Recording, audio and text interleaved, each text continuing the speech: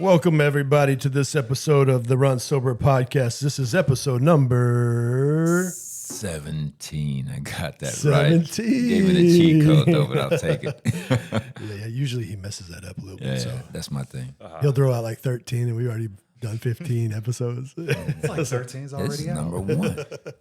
So today we have a special guest. His name is Drew the Airbender Mbiam. Mbiam. Mbiam. Throw some crowd noise. Welcome. Yeah. Give him some crowd. You see all the people in here. No, yeah. There we go. There we go. Close call. Sorry about that. You see all the kids in the corner. Woo's for the kids. So Drew's going to be our only guest today. The other guest did not show. Yes. He's babysitting, so that's okay though. He's being a father right now. God bless them. We got enough info from the Airbender, I'm sure. So Oh, hopefully. yeah.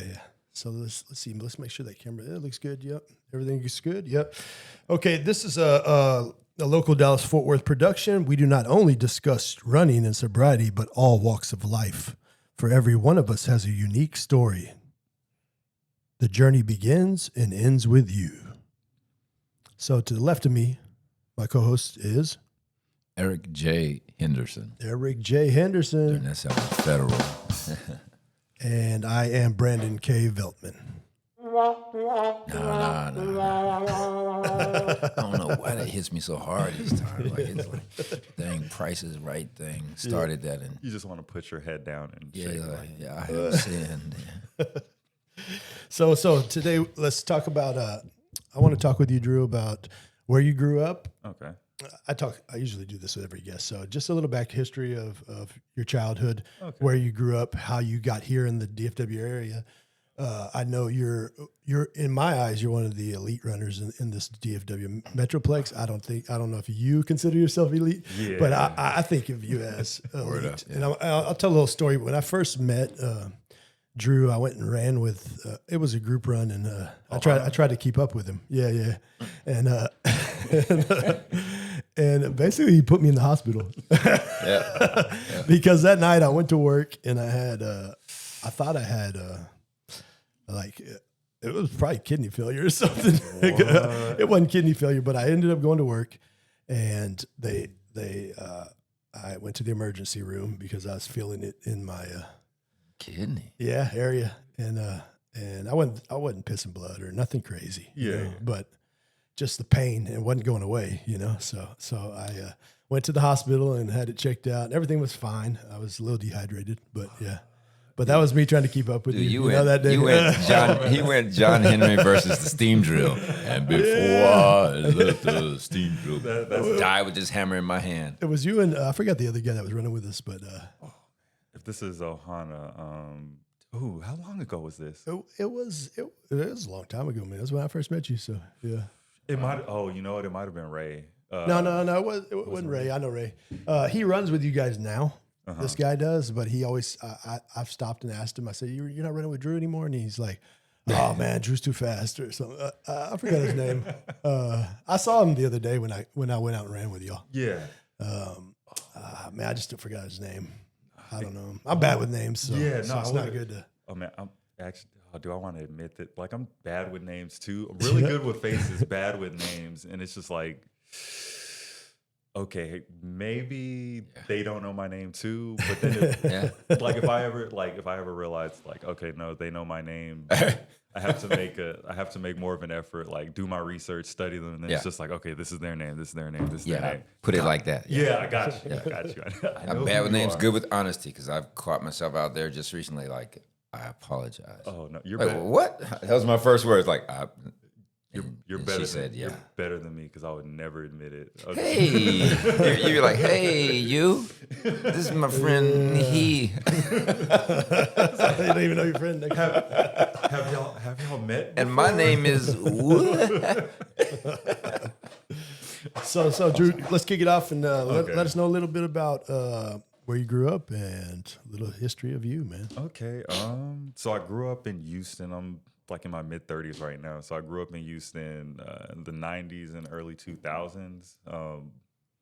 Later on, I moved into Sugar Land. Like all of this is super uneventful or whatever. Yeah. Nah, this is crazy eventful. So did you play Like, sports at a young age? Yeah, so not until I moved. So I was in a charter, like I was in a private charter school for middle school and then freshman year of high school. My parents aren't going to see this. So I got into trouble and they were threatening to kick me out of the school. And they were just like, okay, well, if you apologize for like getting all these, let me backtrack a little bit. They have this, so they have this system where they called them discipline points. So it's a discipline point system or the DPS system. And they would give you points. And based on how many points you get in a week, it's like you'd win a prize of detention or something on Saturday. And so I've gotten like back-to-back Saturday detention. Yo, let's get it. And they're just like, you know what, you're really you're not behaved very well or whatever. I'll get points for like talking in class or something, or giggling with my friends, or not having my shirt tucked in. So like ordinary kid stuff. So this is a private school. Yeah. This is like I mean it's kind of military. This is like military school, man. it's a charter school. It wasn't that strict, but it was just like, okay, you know what? If that's the game y'all want to play, y'all can play it. And so at the end of the year, they were like, hey, you know what? We really don't want to kick you out. So if you write us an apology, we'll let you come back for sophomore year. Wow. I never told my parents that. And so that's how I ended up in public school and playing sports. My first sport ever was playing. Because you didn't write it? Yeah, no, I didn't write it. I was like, nah, the system, what? Yeah, I was just like, what? No.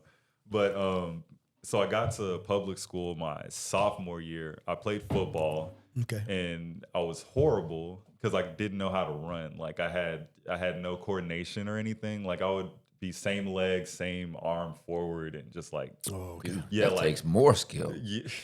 I know more. It's like latent talent over here. But yeah, Same arm, same leg. so I didn't know how to run sophomore year, and then the coaches recommended I go run track, and kind of like get. Can I curse? Yeah. Yeah. They were like, okay, go run track, get your shit together. And so I go start running track or whatever, and it's still the same thing, like same arm, same leg. What? Not that efficient. And so the coach at the time, there's Coach Dye, I want to say, and he was like a well-known coach at that time. Mm-hmm. He worked with me. We got the coordination down, and then I could run events or whatever. And so they're just like, well, since everything, you're not fast enough for the 100, you're not fast enough for the 200, and I'm running like 12-second hundreds, and like for the 2, I think I was at like 23 and 22 on a good day. Oh wow! But in the district, that was like, no, you're getting Texas. You're getting smoked. Oh no. So I moved out to Sugarland at this point. And so it's still pretty fast. 30 years back, those NFL's coming out of there. Yeah, and so it's just like you have people running 21, like 21s and 20s in the 200s. So it's just like 23 is respectable somewhere else, but not here. So it's just like, yeah, go run the 400. Yeah. And so I did well enough. I was averaging like 56, 55 in the 400. And so I did pretty well in that. So there was just like, nobody else is running the 400. Mbiam, go run the 400. So I go run the 400, get smoked by some of the faster people, but get like 5th, 6th. Yeah, you do all right. In the mix. Yeah, and I was still in the mix. And then went back to football that following year, junior year. I had because you wanted to? Yeah. Because he got his coordination. That coach told me, yeah. Look, when a Texas coach tells you, a football coach, son, you can go. Usually they would tell, that means you're hopeless. Yeah, no, that like looking back on it, in that moment, I really believe they were just like, just get better. Nah, just get better, Texas and then we'll let you play. So I came back junior year, and I was, when you actually know how to run, things work out a lot better. So I did better my junior year. And then there was like a lot of hope or whatever. Go back to track that same year. And it was, I was still 55, 56 in the 400 because it's not, where my focus is at. I want to go to the league and play football or whatever. So you liked all of it. Contact, whole nine. Yeah. It was like I only got my bell rung once, But when that happened, that was kind of like I probably don't need to be playing. It's like I'm gonna leave this alone. But yeah, my last year. So fast forward senior year. Last year, I just get thrown in the 800 randomly, and I take second in just like a regular district meet. I take second in my first 800 with like a 2. It was like it was under 210. 210. But that it is also because I didn't know any better. So I sprint the first half, I sprint the first 400, and I'm in survival mode. Yeah. And then for that last stretch, I'm still leading. I'm like first place. I'm just like, I can see the line. I just gotta make it. Just hold on. And this guy passes me and takes first. I take second. And the joke there, because I'm Nigerian, and so like the joke or what I was telling everybody, I was just like, he only beat me because he's Kenyan and I'm not. Like you have to respect their distance runners. And yeah, I haven't run track since then. And then COVID hit 2020. I get back to running it. Here we are. Oh, wow. Whoa, that's a big gap from track to COVID. Yeah. But I like that what you say, the Kenyan thing, like their dominance is brand new. Even if you don't you don't follow running that closely, like you know about Kenyan runners, and so it was just like, if I'm gonna get whooped by anybody, later, there you go. And then after that, I just because my focus was still like, okay, maybe I can make it into the league, and I could, maybe I could still play football and just kind of avoid some of the injuries and some of the nagging things with it. When I realized I couldn't, I followed my parents' advice, kept my nose in my books, and graduated from U of H 2013. What do you call it? Was working in Houston for a bit, then moved out to New York. I was there for 2 years, moved back to Houston.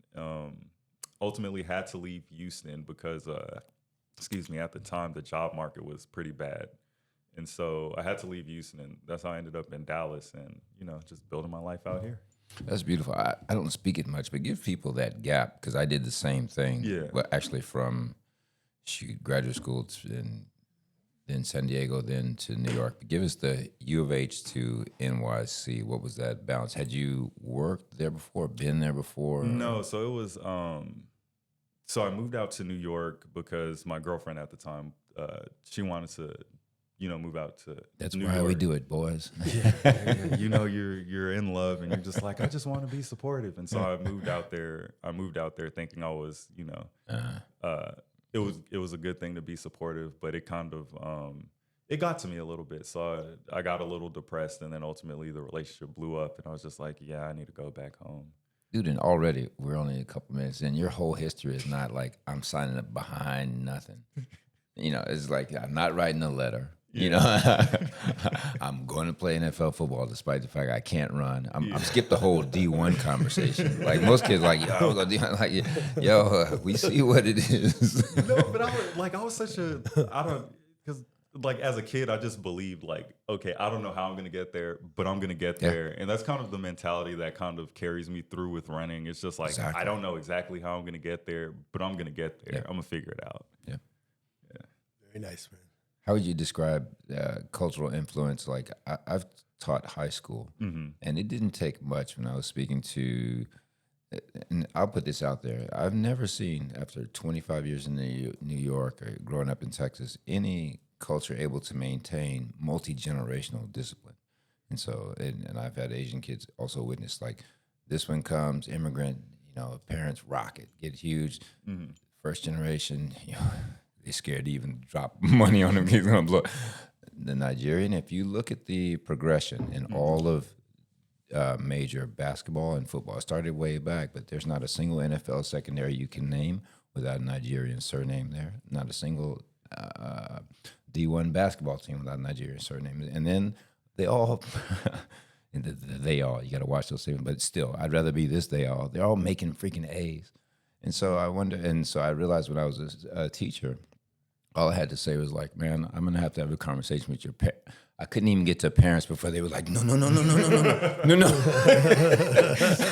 Did you have that? Yeah, you would be like, you'd be scared straight. And that so that was also one of the things that kind of played in when I got kicked out from when I got kicked out from Harmony, like I felt like I was kind of a pariah or the fail son for a bit. Ooh. Because it was just like I had to go with my dad to work a few days, and he was just like, "Yeah, this is this one." So how many you have brothers and sisters, or? Yeah, I'm the middle child, so younger brother, older sister. Nice. So what position were you trying to master in the football? In the football, I was trying to be a defensive end. So nice. I played a little defensive end back in my day, back in my junior high days. Yeah, and it's just like because you're running into the biggest people on the field, so those were fights I'll say I won some, but I lost more. And there was one we were playing. Have you heard of Pearland? Pearland? Yep, Pearland, right outside of Houston. Okay. Yeah. So there was the year we were there. There was a don't tap the table. No, you're good. So there was this running back. He was big. Like he was like statewide, like big. Everybody knew his name. And then he had he was either a guard or a tackle. But this guy was like 6'8", 6'9", like almost 300 pounds, just like built, like not big in the middle, but just like arms, legs. He'll drive. Full grown you. man already. And so that's Texas. And so like we had them for our season opener, and I just remember like it's like having flashbacks to film where it's just like, look, if you have to, just cut them. Like don't try anything because you might not win. Very first play, I'm just like, all right, nobody's here. Look on the inside, and here he comes. He just grabs my pads and he throws me across the field.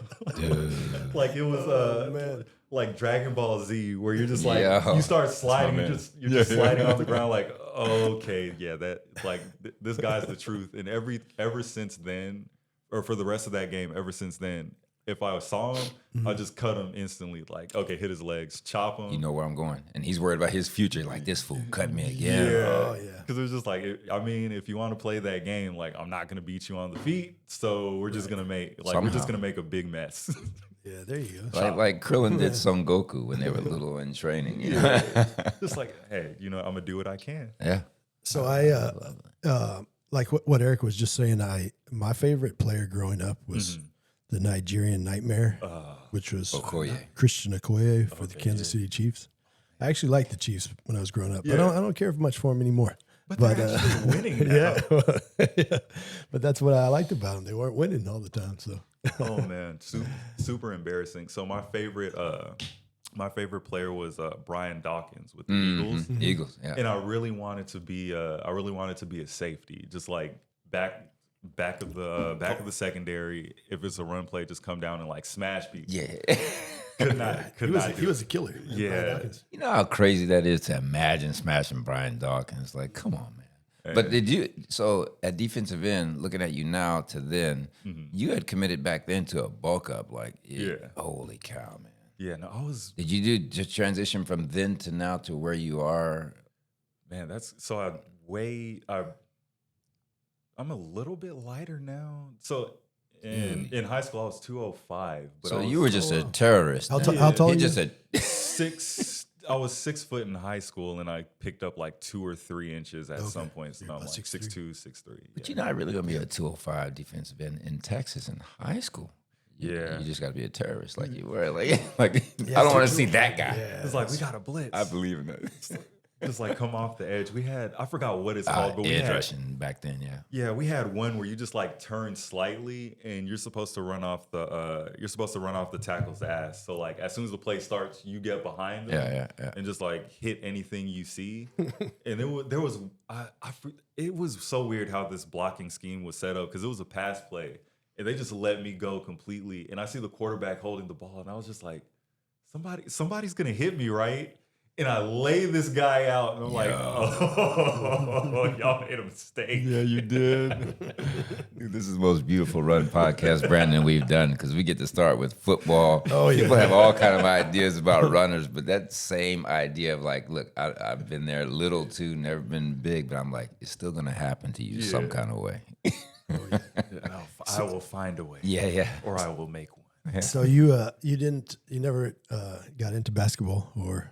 Oh no, combative fighting or anything? I really feel like you don't believe me when I say I did not have coordination up to sophomore year. So I still can't Dribbling the ball, wasn't it? Yeah, dribbling the ball. I could play defense. You try to shoot. I'm shutting it down all day. But 2 dribbles, like maybe a pump fake, you probably got me. Dude, if running was an issue, all of these sports have a common denominator. Just like the coordination can catch up later. It can just shoot people with the same foot, also with same training. hand. Same foot, same hands. That's the Emmanuel Hansel job. That'll be much harder. So tell me a little bit about this. So you decided to get into running. Okay. And that became, that's a big piece of your life. So that's back from the 2 years in New York. Yeah. Okay. Yeah. So I moved down to Dallas, and so I would run every once in a while. Oh, shoot, I got to backtrack again. Yeah, go ahead. So I have an older cousin. His name is also Andrew. And he ran a marathon in like 2013. And so I ended up, but he was running marathons and halves and just consistently training for running. So somehow he convinced me, this way I'll tell the story. He convinced me, if you ask him, he'll probably say like, I told him it was a bad idea. My first marathon was Houston in 2015. Yeah. And so I finished with a 4:30, and then I stopped doing distance running. I didn't do a half before then. I didn't do a 5K. I just hopped into the marathon. You didn't train. You just went and I'm gonna go run a marathon. Well, no, I trained.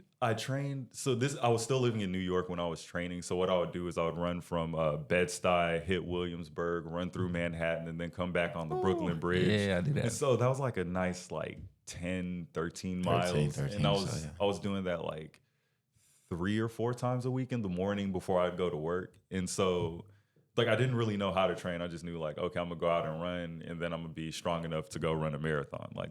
That's how I figured it would work in my mind. And then I got to Houston and I'm running it, and everything was fine for, I want to say, the first 10 miles maybe. And then I got hit with the struggle bus. And I remember mile 6 or 8, there was this really old guy that I saw, and I was just, I'm still good. So I pass him, and I was just like, man, see, this is a young guy sport. You don't know what you're doing. Mile 6, remember that. Yeah, mile 6. And so we're going through the race. I'm riding on the struggle bus, but I'm just like, I'm gonna finish. I should be okay. Mile 20, I'm looking back. I see that same old guy. Tick. And I'm just like, really though, it's just like, oh man, don't let him catch you. Don't let him catch you. And it's just, you start negotiating with yourself little by little. It's like, don't let him catch you. Okay, don't let him get close. Okay, just stay with them. Yeah. All right. Now just stay slightly behind him, using the block to win. And then it's just like, as long as you can still see him, you're good. By mile 23, he was gone. He was gone. And the last statement was, "Hey, good luck to you, OG." Yeah. But then what I ended up learning from that one was, because my nutrition wasn't right for it, and so I wasn't drinking enough water, but I was still eating all the gels and stuff. Oh yeah. And so after 24 or something, I stopped, and I just because my stomach felt kind of Probably doing too much, yeah. Yeah, and so I stopped at, and I don't know how many of them were caffeinated either. But I stopped at an aid station. I'm just standing there drinking water. The volunteers, they're super nice and encouraging and stuff. And I'm just like, I really need this water. Were they giving out free gels? Yeah. Because when I did the Houston Marathon, I ate way too many gels because they were giving them away for free. Yeah. I started just because there was some I got from I got some from the course, and then some people handed me gels to runners and stuff, just like, hey, you look like you need energy, take this gel. And so I took all of those, and I finally have to stop to drink water, and I was just like, all right, I feel a little bit better. So I start my struggle shuffle, and I'm moving, and then I'm like, it feels a little bit better. And I finished the race. I remember coming into the city and then seeing the finish line, and I could sprint, and I was just like, okay, I'm gonna make it look good for the finish. Yeah. So I sprint all the way to the end, and I was just like, man, maybe I should have been drinking more water. Yeah. That could probably had pacing in the first. So what have you learned from that, and what do you take nowadays? So now I'm 12 or 13 marathons in. So I'm a little bit more. I mean, on nutrition wise, what do you tend to take? So I'm more picky with nutrition now. So I'll have like a bottle of Element with me, and then I'm only taking water from the course because sometimes some of the stuff they give you or some of the stuff they have on the course would upset my stomach. Yeah. Like I can't do the Gatorade or the electrolyte mixes that they have. So I'll like load up on sodium before the start, and then I have one bottle full of electrolytes to have around halfway, and I'll probably do like 8 to 10 gels. Maybe. Oh wow! 8 to 10 gels. So you suck those things down. Yeah, they're. I never heard that volume before in my life. Wow, that's good though. I guess if your stomach can That's handle like buffet. Like, let me get some of those gels. No, they're crazier. it. They're I crazier don't even know how numbers. you carry all that. Oh, no, I have so many pockets. If you can like add in post, just like add the Nike Trail running shorts. Oh, you were the one that encouraged me to buy them. Yeah, I got some of those. yeah. They do have pockets. Yeah, they have 6 pockets, so I'm just like stuffing them. And 511 Tactical now has some crazy ones for the. bet. So, are you still on that like gel volume? And for the record, people listening, we ain't making fun because dude's got times on the street to show that it works for him. But how does? Oh man, I think like I'll still carry the same amount, but I don't go through them as much. Okay. So I think like six has been good for me. But For what distance? Like for marathon distance, 6 has been good, and I'm probably doing like 3 or 2 for a half. But I don't have any good halves. and depending on the conditions, Yeah, because I don't know now. I like cold used to be like I used to enjoy running in the cold, but like now my hands freeze and go numb so easily I can't run in the cold as much. So I have to get used to running in hotter weather, but it sucks because I'm so big. It's just like Clydesdale in that joint. Yeah. I'm just like always heat. I'm always getting cooked. But that was my first one. It was Philly. Yeah. Had never run anything before, so I ran in pure fear. 3:15. No. Yeah, 3:15. The only reason I survived is because of fear. Because then after that, I was working at GE at the time out of New York, Connecticut. And then they said, hey, man, you should come join our marathon team. I was like, what does that mean? They said, well, come with us to Vegas. I'm like, I'm in, whatever. So I get out there around 2:45. But that was with a mile left. What I didn't know is that everything in me was ended at 25 miles. And I didn't know that the lady handing out fruit at mile 18 wasn't like a local fruit lady. I was totally stupid. I was like, look at this lady out here. I'm like, you and the old man, handing out freaking oranges. What are you doing? What's going on? Oranges She's and bananas. also known as a lifesaver. So I appreciate that. The cold, it's useful, but I ran in all of it. And in New York, sometimes you'd be out when it drops below 15, a town of like 6 million in Brooklyn, like 14 million all around, and you're the only one running through. And they're like, yeah, you're the only one because it's Sunday. Yeah. And it's 2 degrees with the wind blowing. Oh man, I've never felt weather like that before. Yeah. I don't know. I think I have great leg circulation, but that was the first time I was trying to run in Prospect Park, and that was the first time it felt like the blood in my legs was freezing. Out in New York, it was super uncomfortable, and I made it to, I forget which train it was. It might have been the 5 or something, but I made it back to the train, and I just rode home. That's a good feeling when you finally sit down. Check this out, Brandon. If you're not on a New York thread there, because I don't go back and all that, but there's a guy named Ted Corbett, and there's a group called the New York Roadrunners. He is the original founder. Now, this brother, he happens to be a brother, black man. He would run every day to his job from the Bronx down to the bottom of Manhattan, 20 miles. So when we're talking about 100-mile training weeks, no, it was just his commute.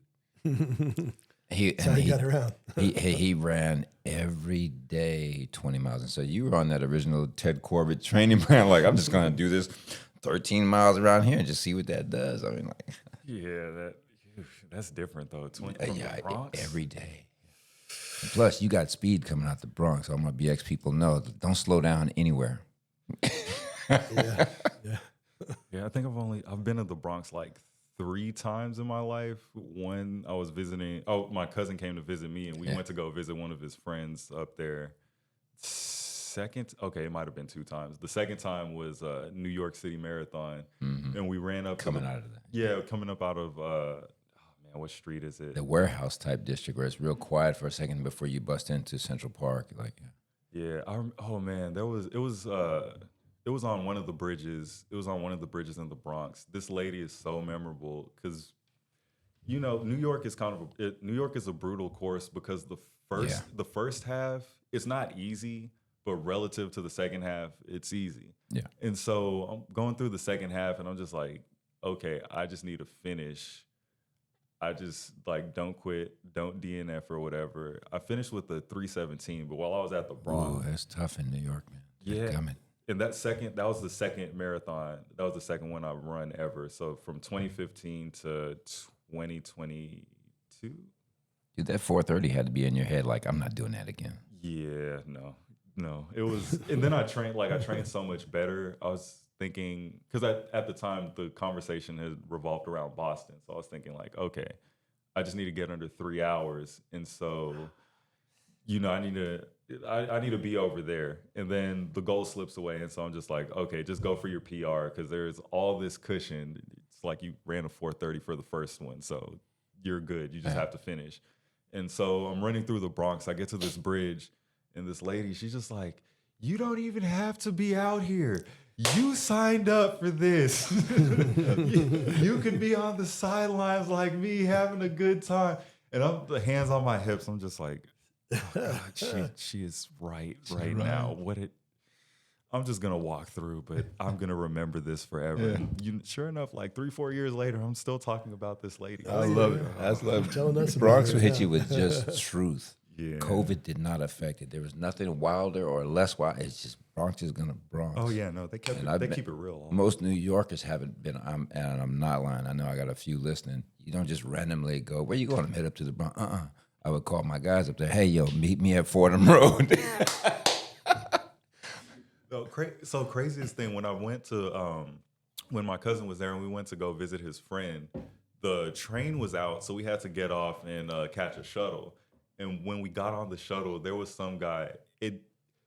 From the sounds of it, he just got out of prison, and so he was just like, "Man, I'm not afraid to go back." And then he starts talking about like X, Y, and Z that he's gonna do, and it was just like, and it's not a game. yeah, it's not a game. And it was just like, okay, we're just gonna make it off this bus, setting short, manageable goals. We're just gonna make it off this bus. Yeah, you good if you mind your own. You're good, but yeah, that was wild times. 3:17. So you're I've always tried to talk you into doing ultras and trail races. Oh yeah. Do you have any kind of idea, or He would kill it. are you gonna He would kill ever it. start touching dirt instead of being on the streets? I'm trying to incorporate that into training a little bit more, and it's looking like the common theme is just like my lack of confidence in my coordination. Oh, because I'm just like, oh man, a root can come out of nowhere. My ankles are, I don't know. Yeah, I forgot about your running. Yeah.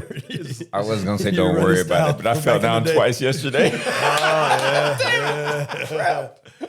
But there's coming a moment in trail running. Do you believe this, Rand? Yeah. Like the Kenyan runners, people don't know. Their first 3 years are just running cross country. Yeah. But they don't call it trail running. They call it running.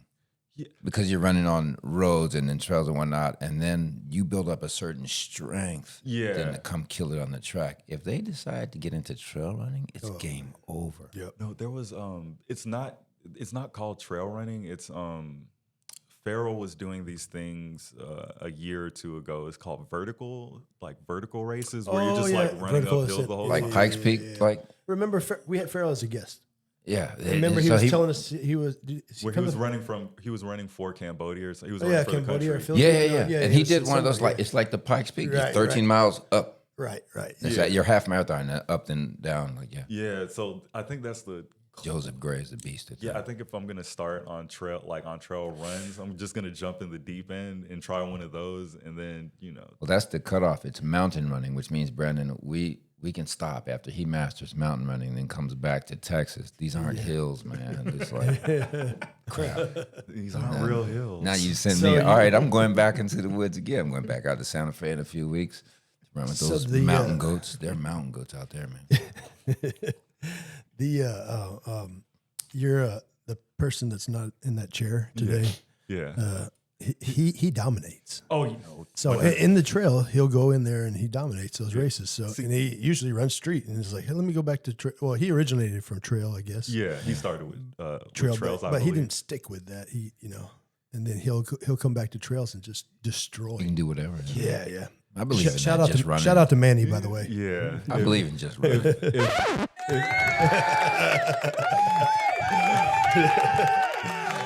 Manny does not If Manny was here right now, this would be the part where I could just like sit back and listen to trail experiences. No, he's doing his thing right now.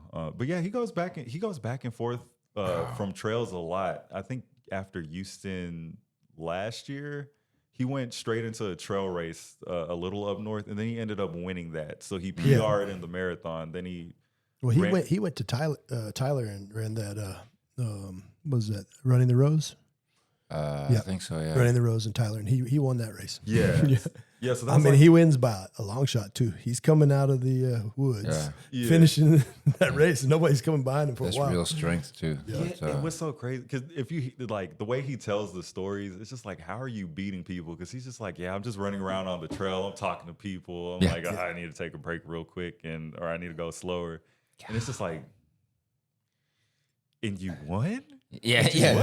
And by the way, dude is 30 minutes behind me, the next one. Yeah. I believe with the popularity, and you can see it, and there's an inverse ratio to the gear to performance. Like, all this gear is just showing up. I'm like, dude, people have just been running for years. But you're starting to attract those who are just, if you're coming from the 230s in a marathon, that they gave me that thing. I'm not 230s, the 250s.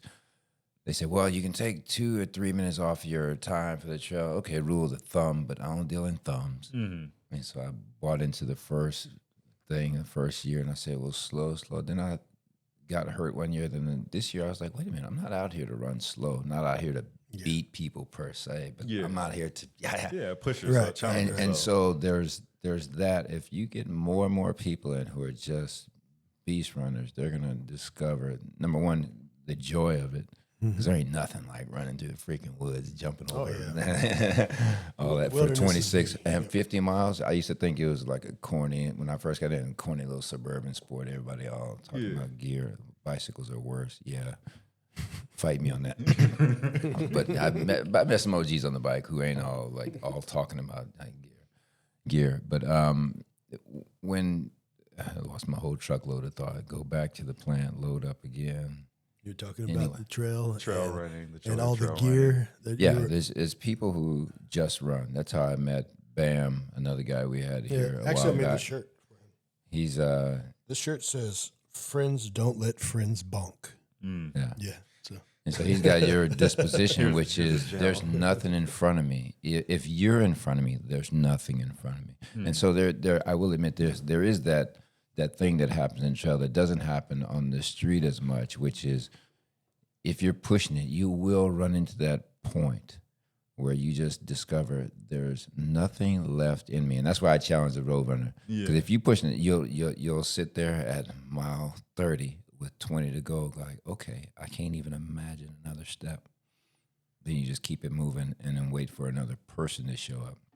That was my enlightenment on this trail running, and that other person does show up, a whole new body that you literally you feel like, it's hard to say it, quitting, but you don't quit, but you go through spaces, man. And the encouragement too on the trails, because you don't get that from the streets usually. There's not a lot of people patting you on the back out there. You're on your own in the streets. It's like, I'll see you at the finish line. So they're very helpful. I know Eric's. They'll lie to you the whole time. Hey, you're doing great. And meanwhile, your tongue's on top of your head. Tell me the truth, please. So let's talk about. I noticed you had the New Balance Rebels. Oh yeah. Yeah. So what do you think about that shoe?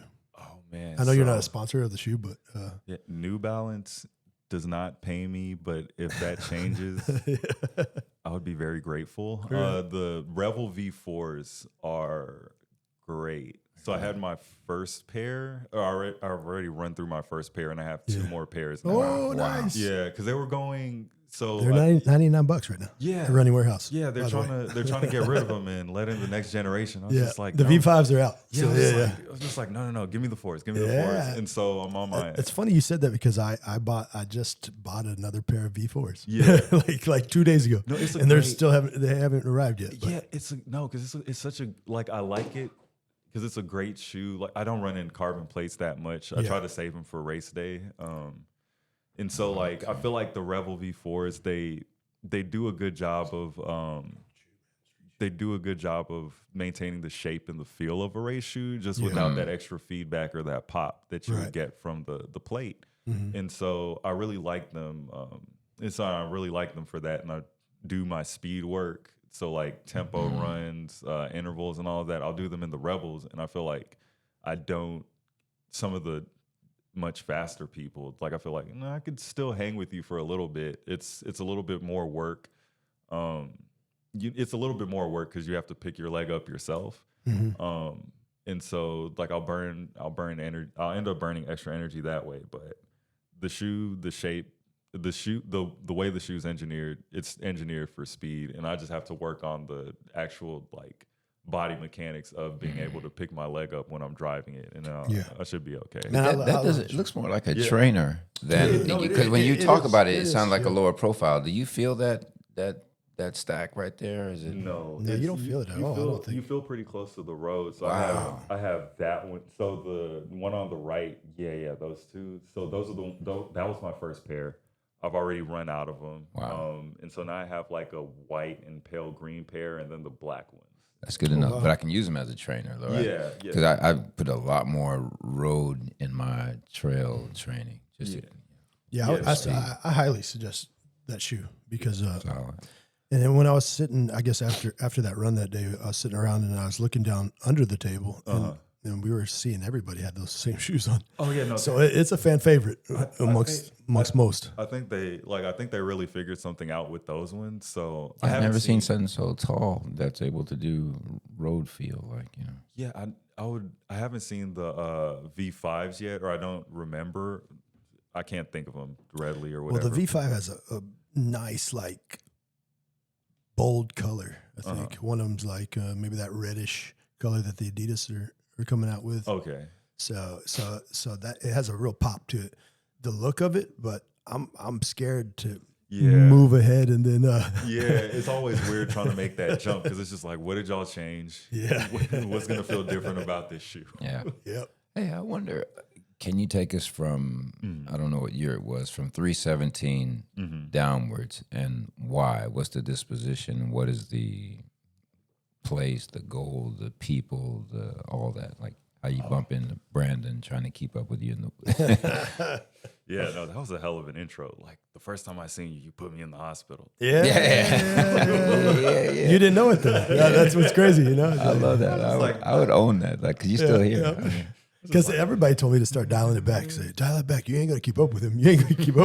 I'll die with this steam drill in my hand. But 317 in New York. That was New York, guys. 317 Tough in New course York. for that, And then I ran CIM.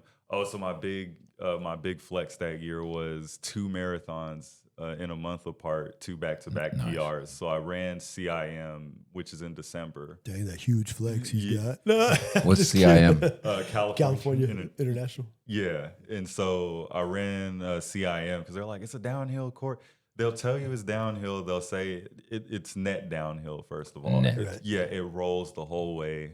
Somebody told me that was a pretty tough race. It is. It's a shocker. Yeah, you don't expect it. The net means nothing. Yeah, the way they describe it versus the way it feels, like they give you one big drop at the beginning, and then you have to climb back up for a little bit. The rest of the time you're rolling, and then I think by 22 you're in the city, so it's flat for 22. But for it's flat after 22. But for those first 22 miles, you're up and down hills, getting beat up. large drops, large climbs, and yeah, just What's your favorite? not too great. It might actually be no. Grandma's and then CIM. So do you go to grandma's a lot? I did Often or no? No, I just went once. Okay. And I should have gone back by now. Some friends ran it this year. Is and that the one got that FOMO. that you were with the paramedics at the end, or you were in a wheelchair? Which one was that? Been there. I thought boy. you were faking it. I was like, he's not hurt.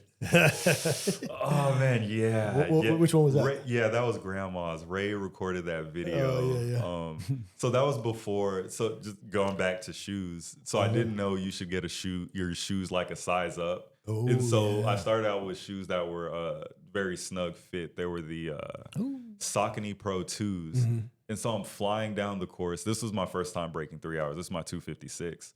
256.50 something. Nice. And so I'm flying down the course, and that still didn't get you in Boston. that still did not get me in Boston. Young man. Sad Run story. fast. Sad story. So I'm flying down the course. The worst hill over there is Lemon Drop, and it's only bad because you could see it from so far away. So it's almost like Colossal Titan from Attack on Titan. Like you just see it and you're like, oh my gosh.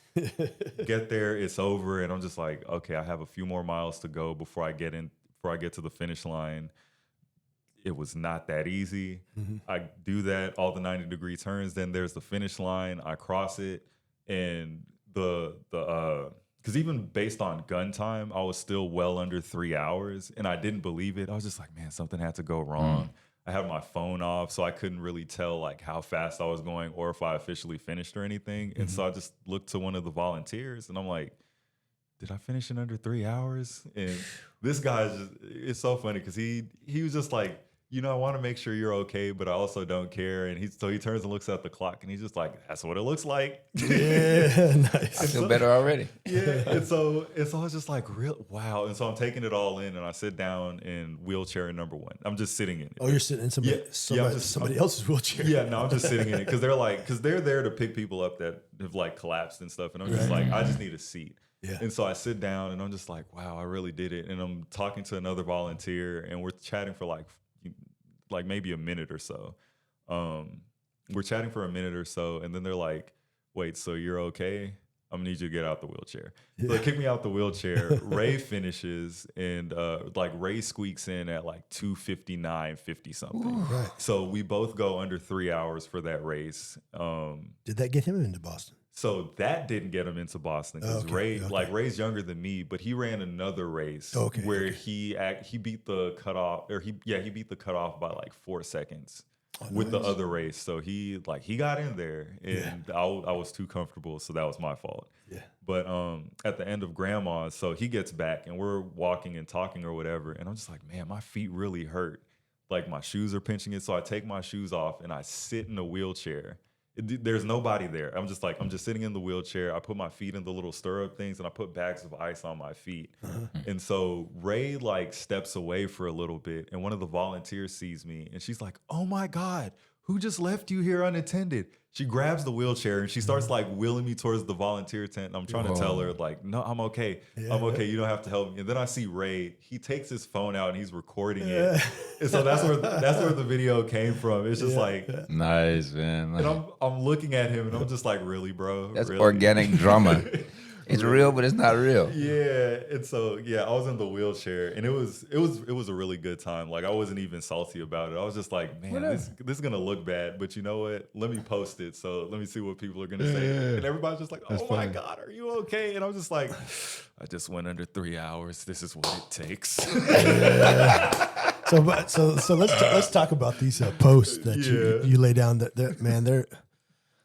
They're incredible. That should be like your part-time job. You know? Oh, the little recaps. Yeah. Do you put a lot of time into this? Or? Oh no. So this is I try to. You're quick at it, huh? It's a gift, man. Like if I'm on top of things, I'll do it immediately after a race. But there's just so much recovery and stuff that I'd rather do than write everything that all my observations during the race.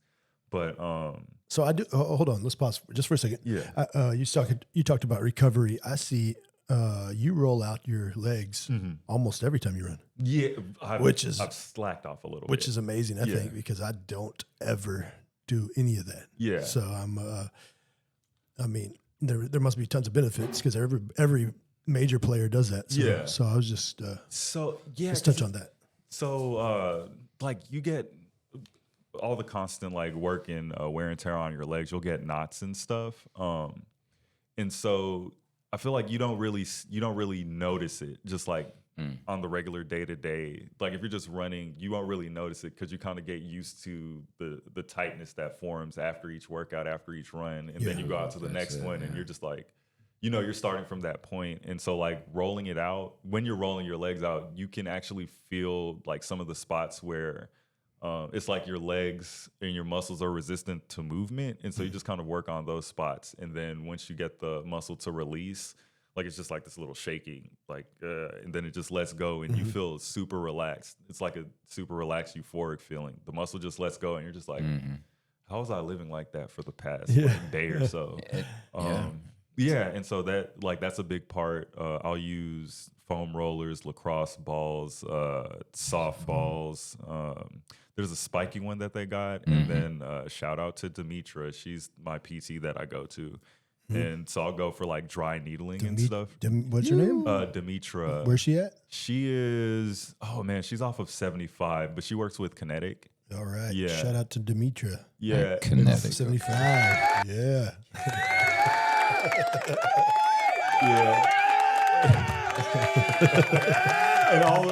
and all of that's kind of kept me, from like disastrous, like super disastrous, like injuries and setbacks. Yeah, I wanted to ask you about that. Have you ever battled through anything like that? Yeah, I had Achilles tendonitis.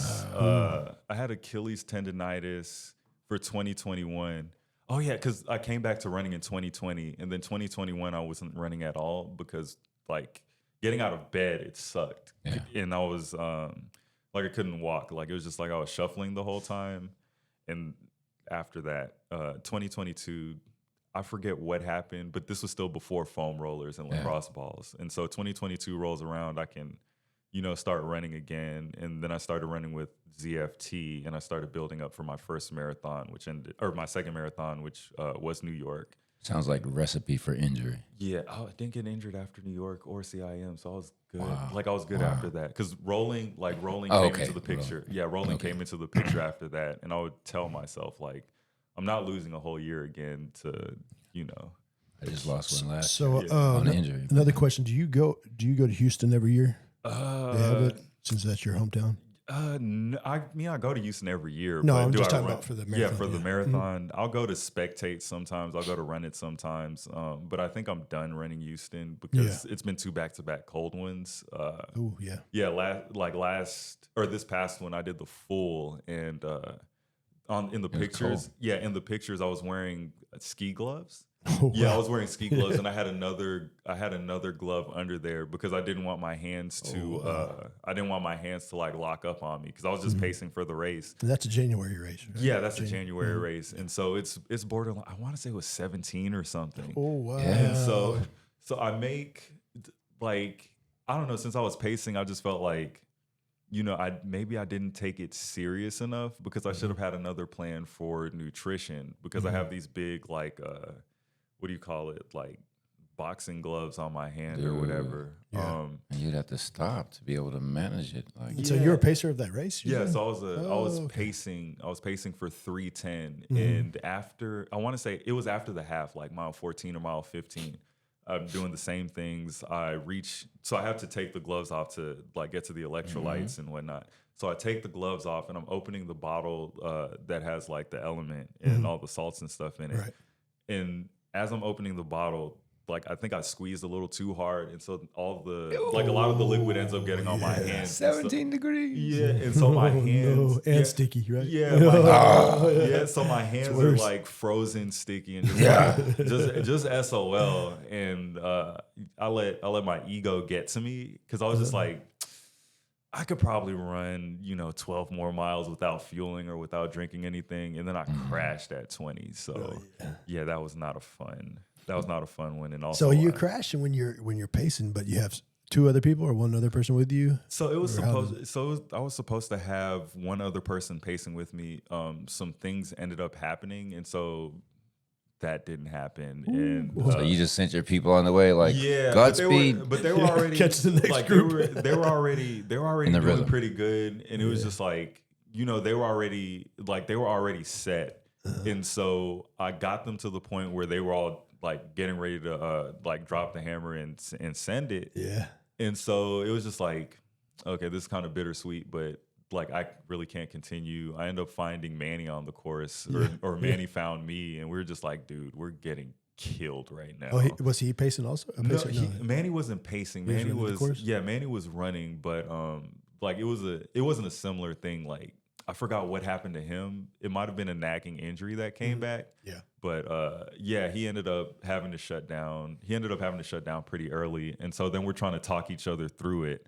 And at one point, I remember just like doing math. It was super delusional. I was just doing math, and I was just like, okay, look, if we just drop back to back like 430 miles, I can still make 310. God, back to back 430s. Yeah, and so we start trying to pick up speed while we're going downhill, and it was just like, no.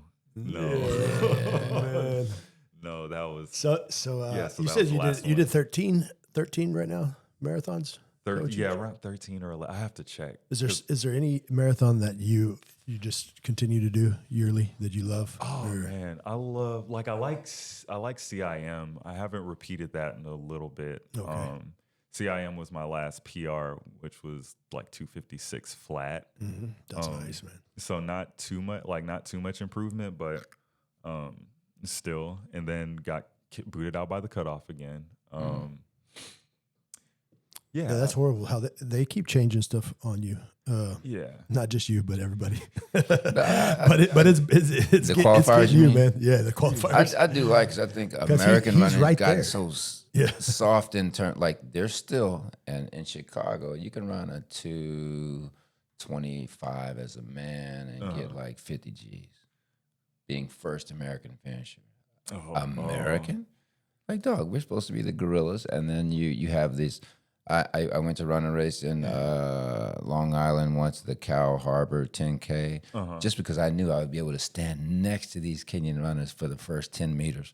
I get out there, and I was like, wait, where are the guys? Well, the prize money is only for Americans. I'm like, how weak is that?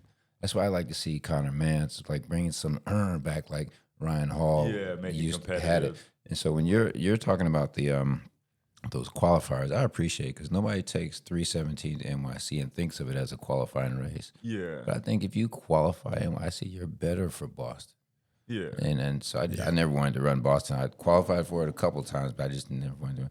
But there's two things you hit which are interesting here, which is that the rollers and the stretching and stuff, because I think it's possible, and help me, PT folks listening, like you can lock yourself into a limited range of motion and not get injured. Yeah. Because like I said, it's easier for me to just go run 20 than it is to stretch for 20. You gotta keep all of that there's no shortcut. That's what I'm getting at. And then number two, for all my non-Texas folks, like I remember a friend of mine came down for the Super Bowl, and I'm shooting this Super Bowl at photography.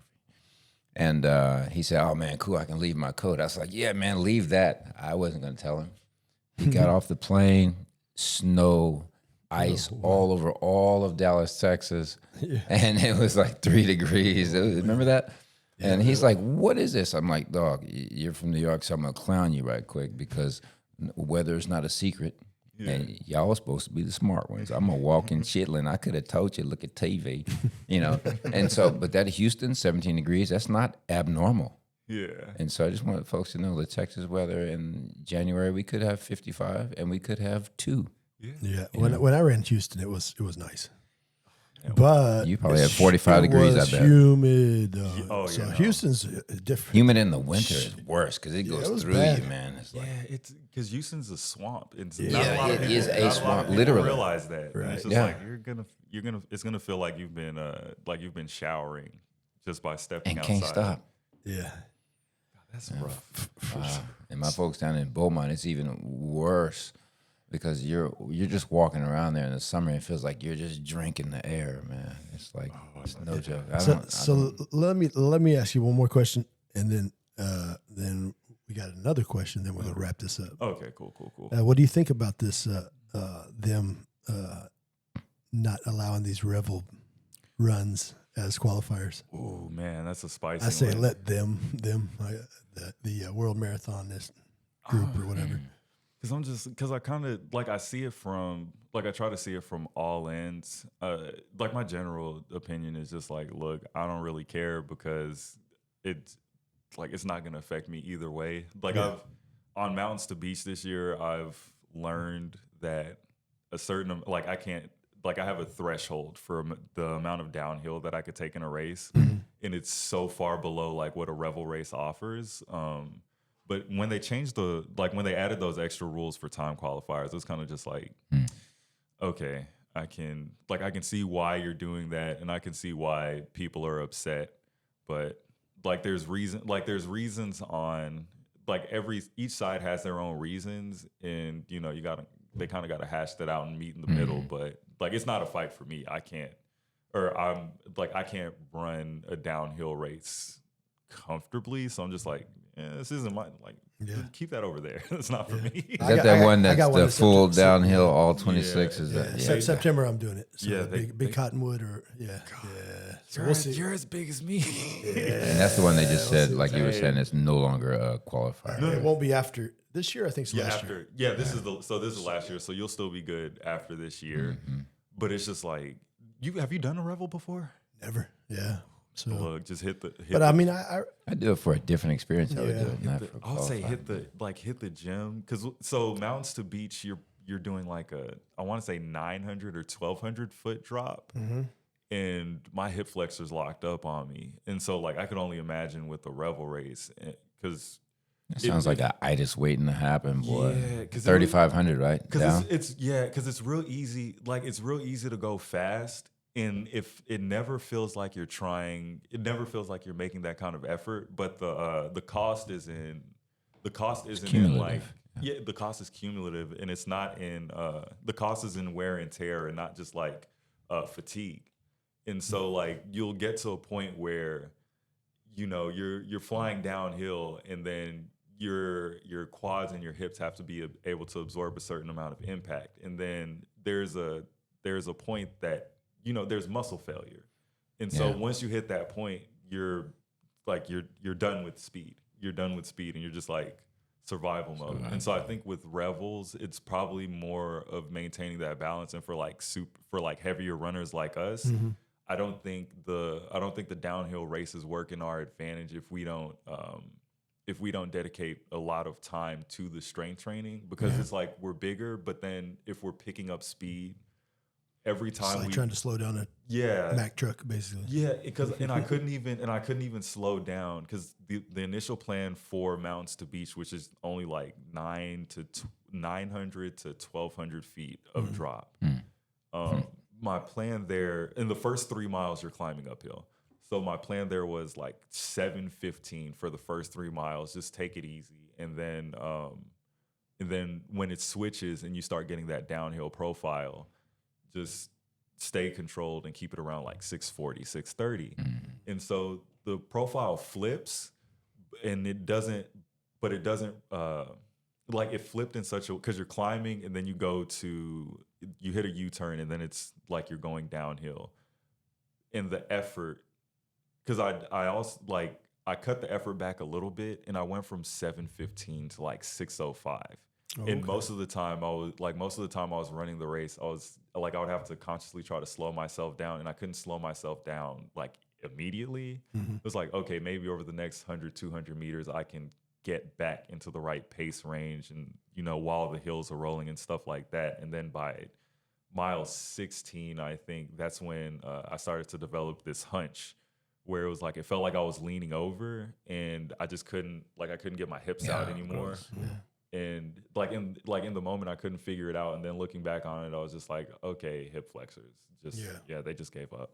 And that's the stuff you have to work independently, because it's not used in the running, but I'm now on the weights and the stretching, because it's stuff that can be overcompensated for by your other. I had ITB for a while, and so your kneecap starts to track off, and I know this from having to go to the doctor for it. I'm like, dog, right after 5 miles, a fire sets off in my knee, and then I had the whole full Achilles rupture. Yeah, playing ball at Marcy one day, but then because if it's not one thing, it's another. Yeah. Like so I've been so I'm trying to train for Indy right now, and just the lead up to that, like I've been trying to work on just getting my a stronger stride, driving my legs more. We were talking about it earlier, but I've been working on that, and then in that process, I ended up not blowing out my calves, but I strained my calves because the wider stride meant more impact as I was landing. And over that much distance. A new shock over distance is almost, Yeah, and so it's just like you have to balance everything all together. And I think sometimes we take, just how the body operates, we take it for granted sometimes, where it's just like, okay, when you're running like this, your calves can do that. But then if you're running like that, no, they can't. And that's a problem. I think this as a challenge to our road runner folks. Like, let's take North Shore at Lake Grapevine, North Shore Trail. If you run, let's call it a 13-mile run, I would challenge to run that sub 10 for somebody who's a good 6:40 to 7, which should seem like an easy. But I'm curious because if you run 9 minutes at North Shore. Drew, though. Yeah, but Drew would hurt himself. Oh yeah, well, we don't want injury. But don't you think if you're doing 9-minute miles at North Shore, that's a thing, isn't it? Not for me. Yeah. That's a thing for 13 miles. Because winning race paces are going to be around that. But for a shock to the system, but without injury possibility, that's why I say run it, because the up and down and the switchbacks aren't vicious, and the hills aren't vicious, but they'll tax you. Like over 13 miles, you can get about 1,500 to 2,000 feet of elevation gain, which I just see it as the leg workout. That's how I treat it. You know? It's weird because you kind of just ghost right over a lot of this stuff. Yeah. So you think there'll be a lot of rocks and roots out there, but your see speed is going so fast that it seems like you're just flying down it. But if you do hit something wrong, that spill hurts more than anything. Pay attention. You're looking very closely. The mountain biker looks farther ahead, but you're looking for that and for copperheads every once in a while. That's gotta be stressful. I don't ever watch for snakes, though. Yeah. No, I watch for snakes. I grew up with that. I grew up with all of them. I stepped on one in Tyler, actually. I mean, they're not out there, but I've run into a couple. Yeah. So Drew, let me. I wanted to ask you one more question. What is your favorite movie? Favorite movie? I'm gonna go with Cabin in the Woods. Oh yeah, Cabin in the Woods. Is that M. Night Shyamalan? No. That's scary movie. What is that? Which one was M. Night Shyamalan? He has. It's called Cabin or no? No, Cabin in the Woods. Which is that? It's like a horror movie. It's like a horror movie deconstruction where they present it as a horror movie, but they're making fun of horror movies. And just like some of the, okay. Yeah, like some like of the, scary movies. Yeah, like some of the rules in it where it's just like, oh no, we have to give them the warning, or else it's not going to be a legit. Like this isn't going to be a legit scenario. And so there's like a not evil agency, but it's like let's call them horror movie Inc. And so they're kind of in the background, and they're just like, no, you got to make sure they get the warning. Or like Truman Show. Yeah, like the Truman Show. So it's just like, you got to make sure they get the warning, or this, like, we can't do it. Okay, you can send them into the room with all the curse things, but they have to pick which one and like what kind of movie it is. And so there's like all these little things, like one triggers. Never heard of this. Yeah, one triggers like a ghost to come up and get them. One triggers like a murdering zombie family. And so they have like all the little horror. I gotta check this out. Yeah, they have like all the little horror movie tropes, and then whichever device that they trigger first, like that's who's gonna come after them. And so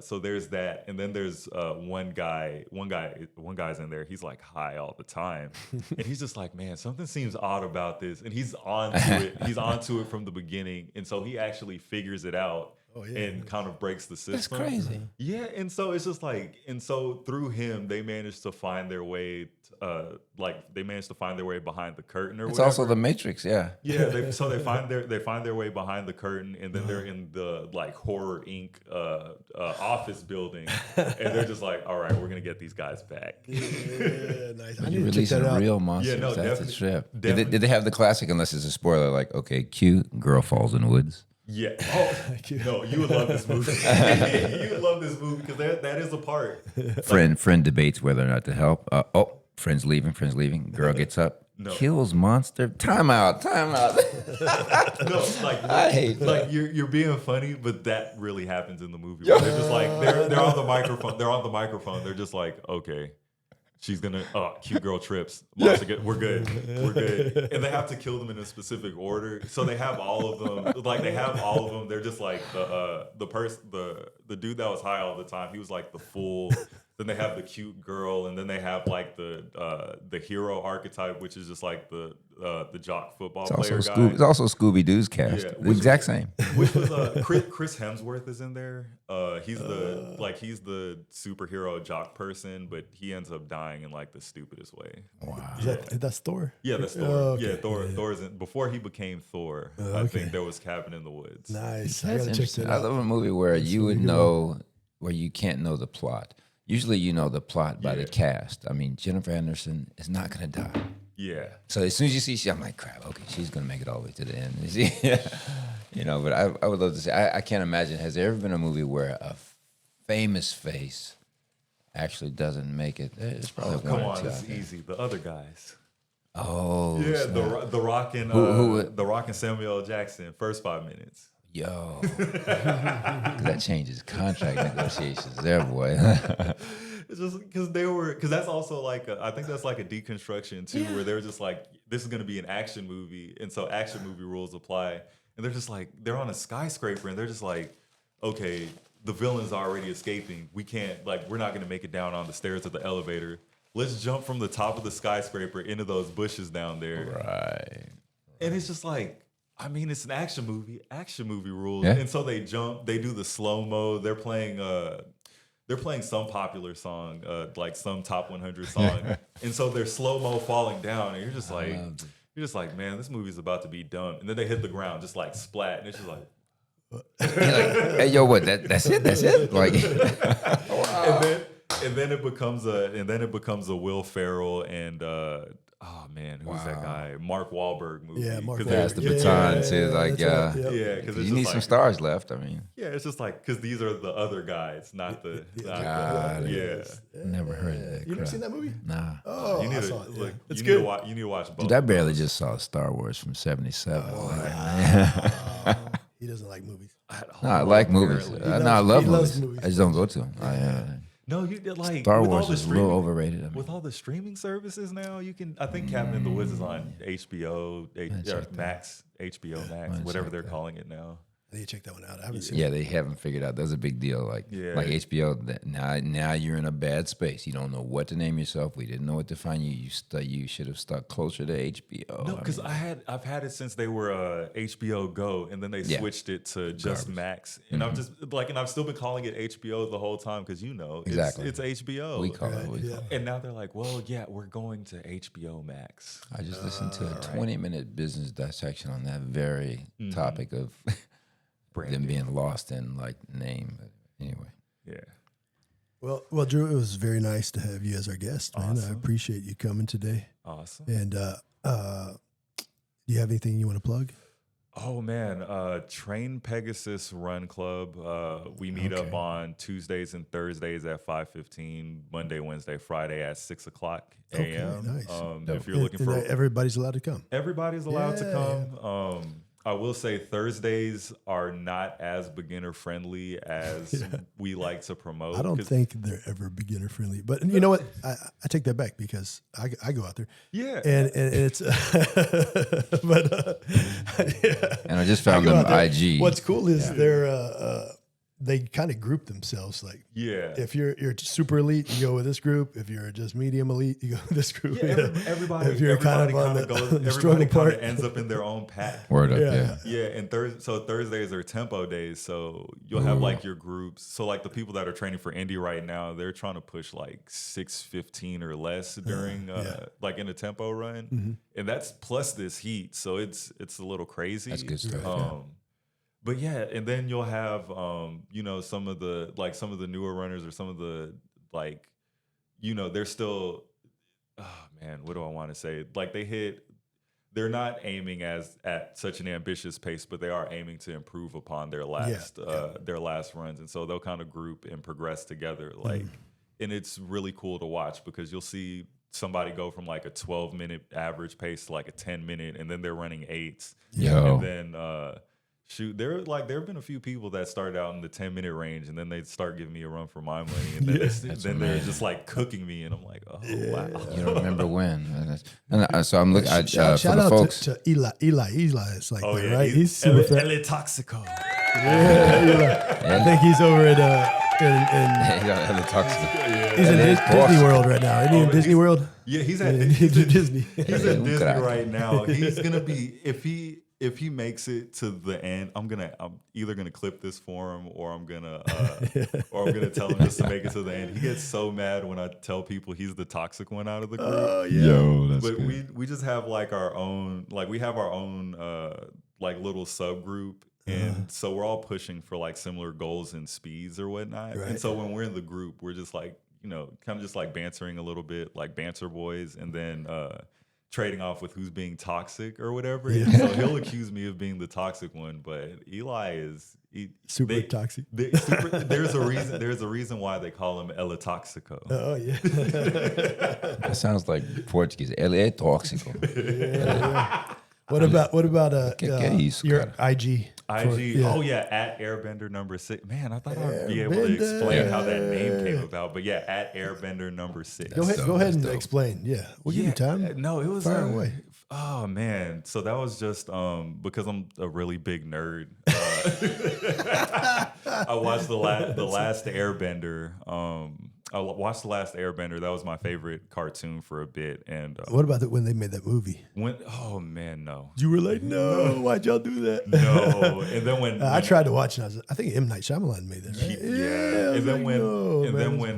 And then when Avatar came out, the James Cameron one, that was confusing for a bit. Yeah. But Avatar, The Last Airbender was my favorite movie. And then what do you call it? Adesanya from UFC. He started blowing up. Yeah, Stylebender. And so as I'm running, I forgot what my Instagram name was before, but I was just like, I kind of want my Instagram to be specifically about running. So I want a name that would kind of reflect that. And so then That's heavy. So I went back with Airbender, but that was taken. The Last Airbender was taken. Mm-hmm. And so I just went with number 6 because in college I was in a fraternity, and I was the 6th person to come through on that line. So it was like kind of combining old life with new life. So Airbender, 6. Yeah, Airbender number 6. I like that, man. How about this? So it's Airbender.no6 for the folks listening.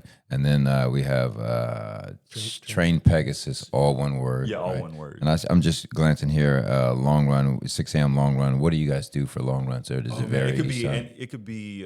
So we'll meet at different places. Sometimes taco joints. Sometimes middle ground this coffee. Was taco joint. That's Saturdays, right? Yeah, Saturdays, and it could be anything from 8 to like 18. Okay. Yeah.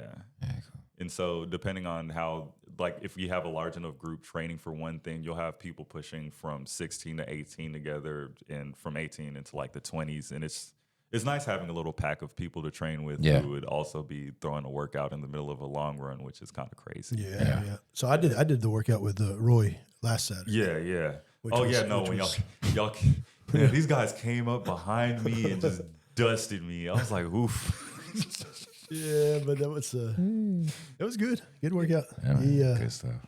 Yeah, that was because we're both going. He's going to be Cottonwood also. He's going to Cottonwood. Yeah, man. with me, so. It's those down. I told him.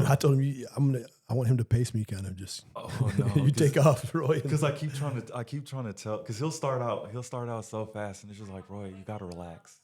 Oh yeah, is that you? Yeah, that was here. Oh. And it's just like, Roy, you just gotta relax, and you just gotta kind of like, just ease into it. Yeah, just ease into it. Like be chill about it. Don't force it out the gate, because it's a marathon. It's not a sprint. Like, just let your body warm up, and just ease into it, and you'll be there. Don't just go out the gate firing, especially in Revel, especially because you're one of the bigger runners. I think like if you're 130, 140, you'd be okay. Oh yeah. Yeah. but I'm 215. Yeah, you're 130, you can fall down and you won't even feel it. Just float down the end of the. But I was there was some Instagram influencer. She did one of the Revel races, shaved off like almost an hour from her previous marathon best. And man, somebody posted the video about it. And I was just like, man, what am I doing? Like, what? She rolled down. Yeah, because you can see some of the videos in it, and it's just like you can see she has a downhill running posture where it's just like her legs are slamming into the ground, but because she's not that. Because she's not that impact, heavy. Yeah, it's like the cost isn't that big, but when you like the bigger you are, it's just like, man, you slam your leg if you want, or you slam your foot if you want to. Hips, knees.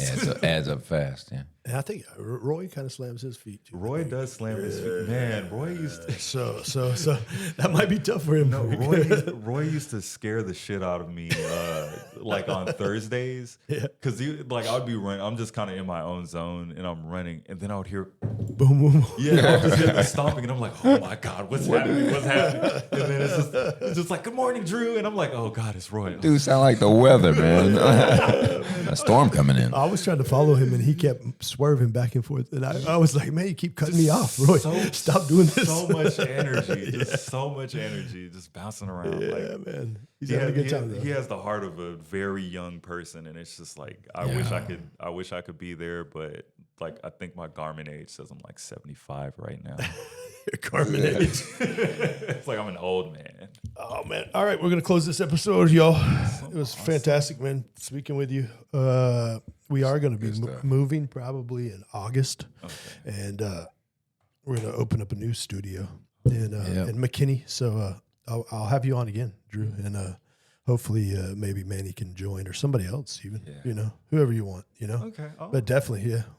Hopefully you have a Boston qualifier by then or something more exciting, man. Because I mean, some more successes or accolades or something. I want some success. Oh, man, maybe I could bring. I feel like Eli would be fun to add in there because it's just like because we also have a good rapport, and then it's fun because he's just like. I've asked him about it a few times because I was asking him and Fonz to come on. Yeah, but then Fonz is busy. Yeah. Well, he always says he'll do it, but he's just like, we'll see. Yeah, no, Fonz is super busy. He's always busy and always doing something. Yeah, I feel that. All right, we're out of here. All right. Oh man, I am glad I ate it.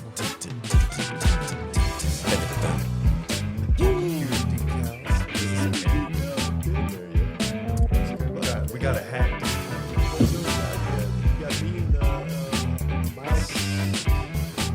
Claudia. Oh, that's Claudia. Picture. I remember this. Photo shoot. What was it? Runner? Not Runner. Yeah, like Runner. Yeah. I remember seeing this. Oh man. She came in. She was one of our guests too. Yeah, that's right. I saw Soul. They got the nonprofit too, the Souls thing. Yeah.